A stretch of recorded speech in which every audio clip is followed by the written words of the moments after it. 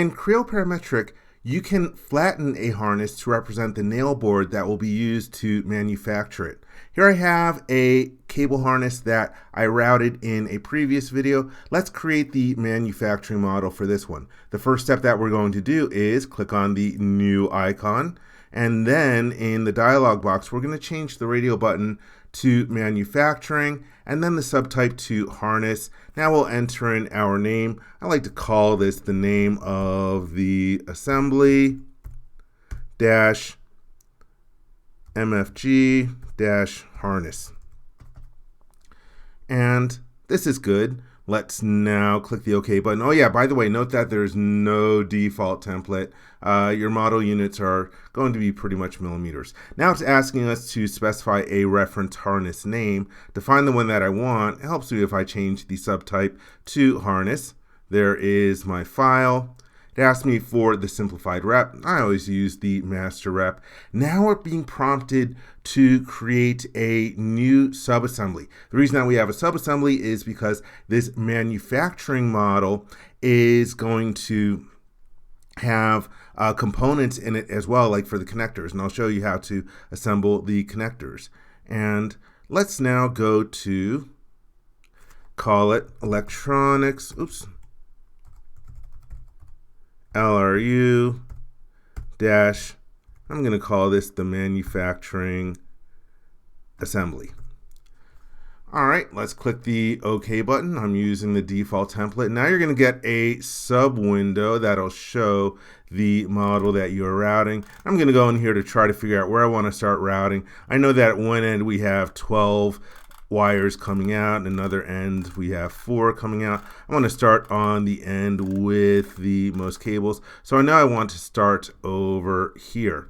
Let's start by clicking on the flatten command, and then we're going to layout. Now we will set our start point, which will be this location over here. There you can see the direction that it's going to go. And I want to lay out to the first junction where we're going to have wires come out. Let's select this point over here is where we want to go to. It's asking us for the bend radius for the first segment. Well, it really doesn't matter what I use for that because it's going to go out straight, because I'm going to use a bend angle of 0. And so there we have our first segment going out here. That's awesome. Let's change our start point to where we laid out to. And then I'm going to lay out to this end over here. It's asking me for the bend radius.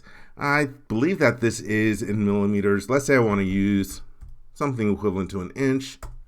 And then for the bend angle, let's use a value of 90 degrees. And so there I have my segment going up. That is good.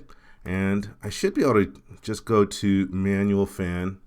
And let's see, the next location I want to go out to would be here. And again, it's asking me for the bend radius, but this is going to go out straight, so it really doesn't matter what I use. So let's just hit the enter key a couple times. And now we have the wires all the way out here. Let's change our start point to this location. And now we're going to lay out all the way out to here. And it's asking for the bend radius.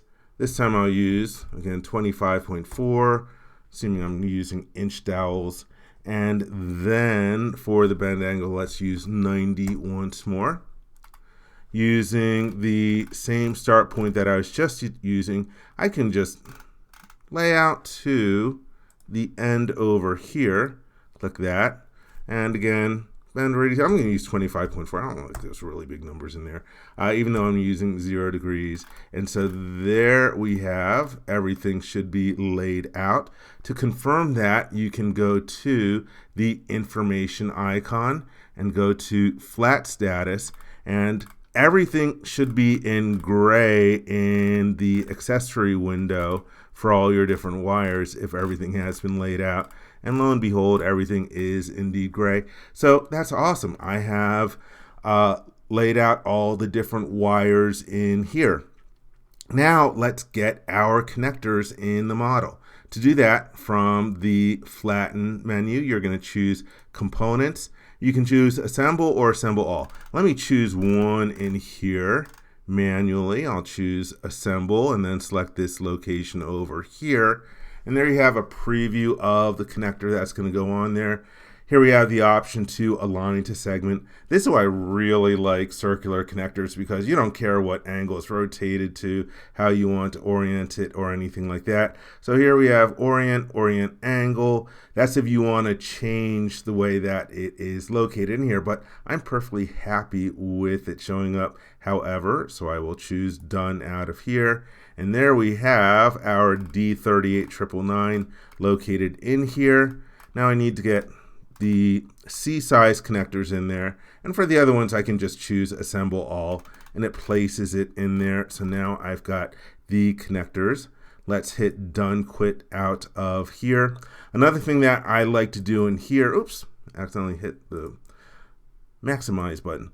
The other thing I like to do in here is to set up a saved view, because the lack of a default template means that this is not going to have any saved views. Let me turn on my plane display. We can go to the views, saved views drop down list and choose reorient. To face the front of the screen, I'll choose this datum plane that's got front in the name. To face the top of the screen, we'll choose this one over here. Let's turn off our plane visibility. So that way I've got a view that I can use in a drawing. Let's call this front and hit the enter key and then click OK. And so that way now at least I have, oops, wrong button.